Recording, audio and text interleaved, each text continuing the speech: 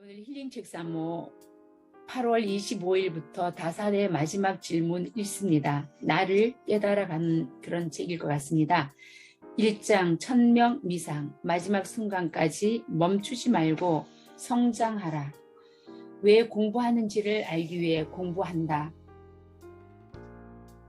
하기 시습지 불력 여로 유봉 자원 방래 불력 라코 인부지 이불은 불력 군자호 배우고 때때로 익히면 또한 기쁘지 아니한가.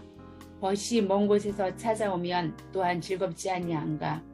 남이 알아주지 않아도 성내지 않는다면 또한 군자답지 않은가. 맹자는 자신의 책 맹자에서 군자의 세 가지 즐거움 군자 삼락을 말했다. 부모 형제가 무고한 것, 하늘을 우러러 부끄럽지 않은 것, 그리고 천하의 영재를 찾아 가르치는 것이다.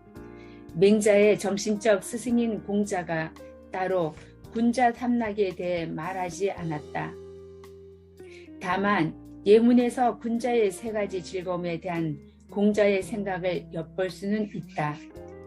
바로 학문, 소통, 겸손이다. 예문이 더욱 특별한 까닭은 논어에 실린 첫 번째 글이기 때문이다.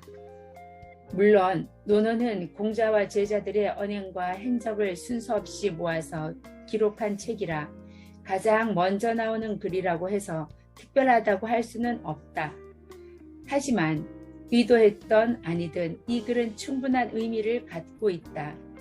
공자 철학의 핵심이자 논어라는 위대한 책을 꿰뚫고 있는 주제를 집약해서 말해주기 때문이다.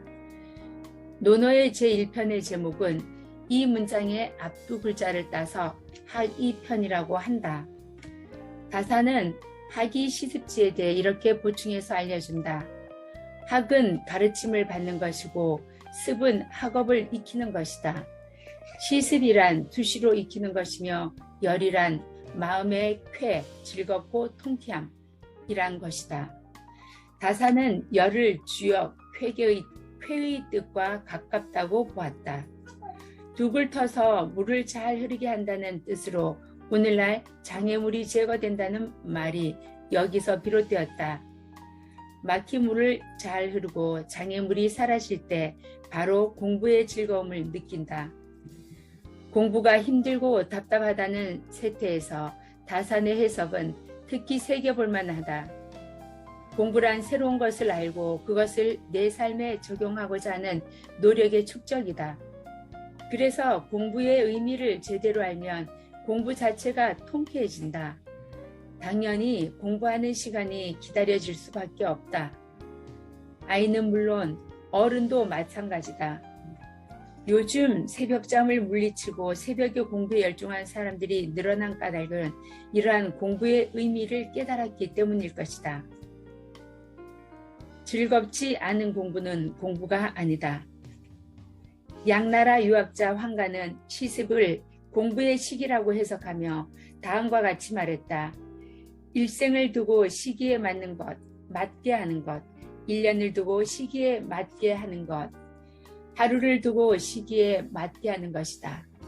얘기에 실린 구절은 근거로 나름대로 해석한 것이나 이에 대해 다산은 단호하게 반박한다. 아니다. 시습이란 때때로 익히는 것이다.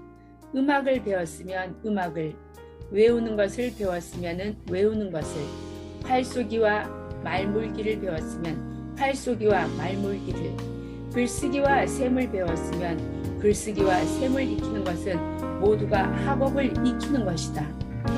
그리고 다산은 우리가 절실하게 알아야 할 중요한 배움의 요체를 밝히며 이렇게 결론을 맺는다. 학이란 알기 위한 것이며 습이란 행하기 위한 것이니 학이 시습은 지와 행이 함께 나가는 것이다. 후세의 학은 배우기만 하고 익히지 않기 때문에 기쁠 수가 없다. 벗이 멀리서 찾아온다. 구절을 두고 공양전, 주례 등에서는 붕을 함께 동문수학하는 사람이라고 해석했다. 주자도 역시 벗이란 동류라고 해석했다. 하지만 다산의 해석은 달랐다. 붕이란 뜻이 같고 서로 의사가 합치는 사람이다. 어찌 반드시 동무만 있겠느냐. 다산은 지연과 학연에 얽매이지 않고 함께 바른 길을 가는 것이 벗이라고 여겼다. 그리고 자식이 해석한 벗의 의미를 자신의 삶에서 분명히 보여준다. 다산은 같은 시기 흑산도에서 귀향했던 둘째형 정약정과 서신을 교류하며 함께 학문을 완성시켜 갔다. 치열하게 학문의 시비를 가리고 미심쩍은 것은 서로 의논하고 삶의 지혜를 나누고 어떤 때는 고된 귀향살이의 어려움에 위안을 구하며 서로 의지했다. 다산은 여유당전서의 한 편이 이루어질 때마다 형에게 보였는데 정약전은 매번 답을 했다. 내가 이 경지에 이르게 된 것은 너 스스로도 알지 못할 것이다. 아, 도가 1000년 동안 없어져서 온갖 장애물에 가리어 있었으니 헤쳐내고 끊어내어 그 가리어 있는 것을 환하게 하는 것이 어찌 진정 내가 할 수 있는 일이냐. 다산이 해낸 일은 사람의 능력이 아닌 하늘의 도움이라는 것이다. 이처럼 동생의 학문적 성취에 대해 매번 경탄과 칭찬과 격려로 힘을 줬던 형을 두고 다산은 지기라고 칭했다. 지기, 나를 알아주는 친구. 누군가 나를 알아주고 내가 누군가를 알아준다는 것, 이것이 진정한 벗의 의미이다. 남이 알아주지 않아도 성내지 않는다는 구절에 대해 다산은 중용 25장의 성기성물을 빌어 해석했다. 여기서 성기성물이란 중용의 핵심적인 덕목 가운데 하나인 성을 이루기 위한 방법이다. 성은 자신을 완성하는 성기와 남을 이루어주는 성물이 함께해야 비로소 완성된다. 다산은 이렇게 해석한다. 이 장은 성기, 성물의 전체를 말한 것인데 앞부분의 절은 성기에 관한 것이다. 이미 자신이 완성했을 때 남들이 그것을 알고 따른다면 즐겁지만 남이 알지 못해 나를 받들지 않더라도 성내지 않는다. 이는 성물에 관한 평가의 권한이 나에게 달려있지 않음을 밝힌 것이다. 배우고 행함은 성기, 자신의 학문과 수양을 이루는 일이다.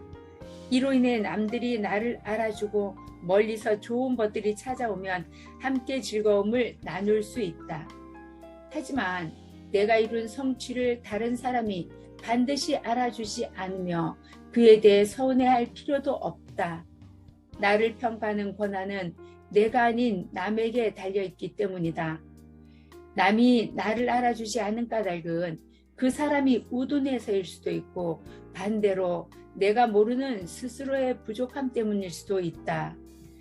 이유야 어찌됐든 누군가 나를 몰라준다면 나 자신을 돌아보고 스스로 더욱 정진해 나가는 동력으로 삼으면 된다. 다산은 우리에게 질문을 던진다. 공부는 나에게 무엇인가? 지금 나는 무엇을 위해 공부하고 있는가? 지식은 있으나 머릿속에만 머무는 사람, 능력은 있으나 도덕적인 뒷받침이 없는 사람, 남이 알아주기를 바라며 높은 학식을 드러내는데 급급한 사람은 공부의 의미를 찾지 못한 것인지도 모른다. 무엇보다도 공부가 즐겁지 않다면 그것은 진정한 공부가 아니다. 공부란 내가 왜 사는지에 대한 이유를 찾고 그것을 삶에서 실천하는 과정이다. 그 결실이 삶에서 드러날 때 우리는 그것을 행복이라고 부른다. 공부는 나를 알아감으로써 나를 사랑해 나가는 과정이다. 네, 감사합니다. 책 속에서 얻는 한 줄의 글, 천명미상. 하늘의 뜻은 고정되어 있지 않고 수시로 변한다. 마지막 순간까지 멈추지 말고 성장하라. 네, 좋은 말씀으로 하루를 시작합니다. 모두 승리하십시오. 파이팅입니다.